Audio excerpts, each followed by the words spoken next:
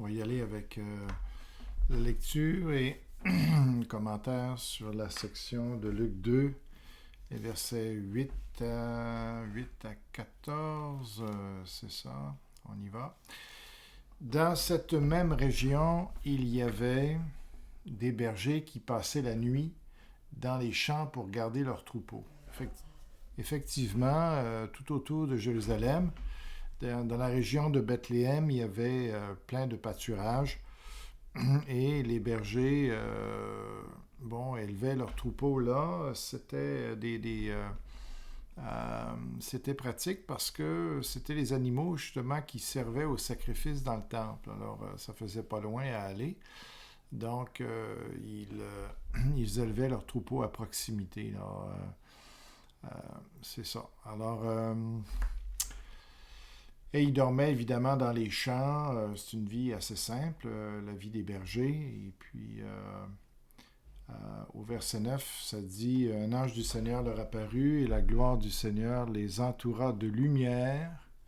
Ils eurent alors très peur. » Donc, on voit que pourquoi Dieu se révèle aux bergers particulièrement?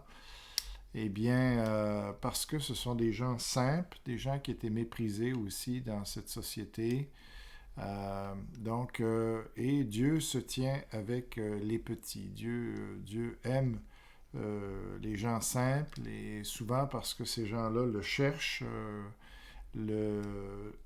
passent du temps dans la nature, passent du temps avec Dieu. Donc, c'est un corollaire. Alors, ça va avec tout l'esprit du Nouveau Testament où Dieu ne se révèle pas aux riches, aux puissants, mais aux humbles. Donc, les bergers sont dans cette catégorie-là. Alors, évidemment, un ange, c'est très impressionnant. Donc, c'est pour ça ici que la réaction, c'est une réaction de peur qui oblige les anges à chaque fois à les calmer. Mais l'ange leur dit, n'ayez pas peur, car je vous apporte une bonne nouvelle qui réjouira beaucoup tout le peuple. Ici, probablement que l'ange est apparu dans sa gloire, alors pas simplement comme un homme, comme à d'autres endroits. Alors, il est encore plus impressionnant pour cela. Donc, alors son apparition n'est pas pour les juger, mais pour leur apporter une bonne nouvelle.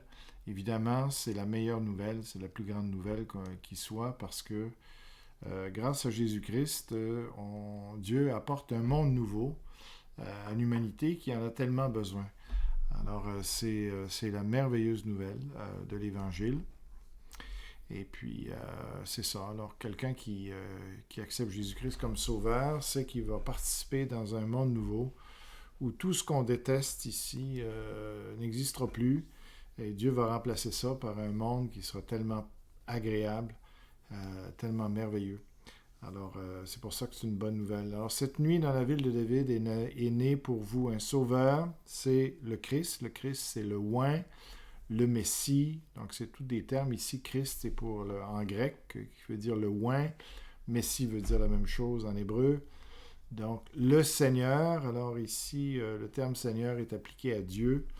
Alors ici, Jésus-Christ est appelé le Seigneur. C'est un terme qu'on emploie dans l'Ancien Testament très souvent pour désigner Dieu lui-même. Alors, c'est la même chose pour Jésus.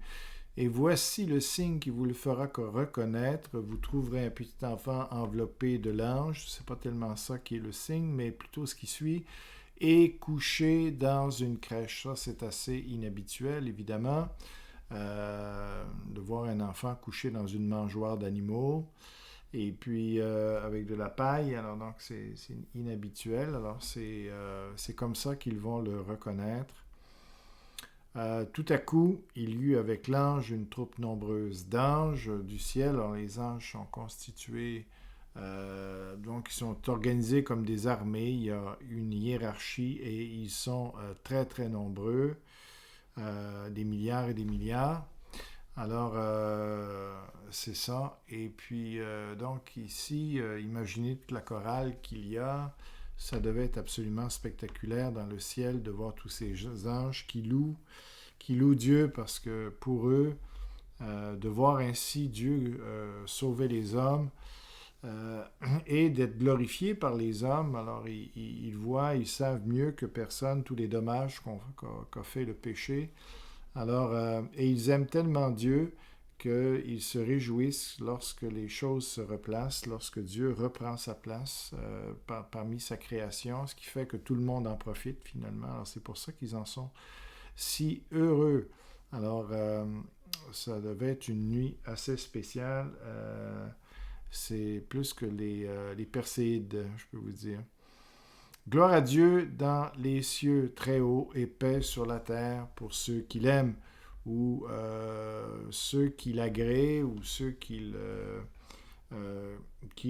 dans lesquels il trouve plaisir. Alors, c'est Dieu qui détermine aussi qui il choisit par amour. Et puis,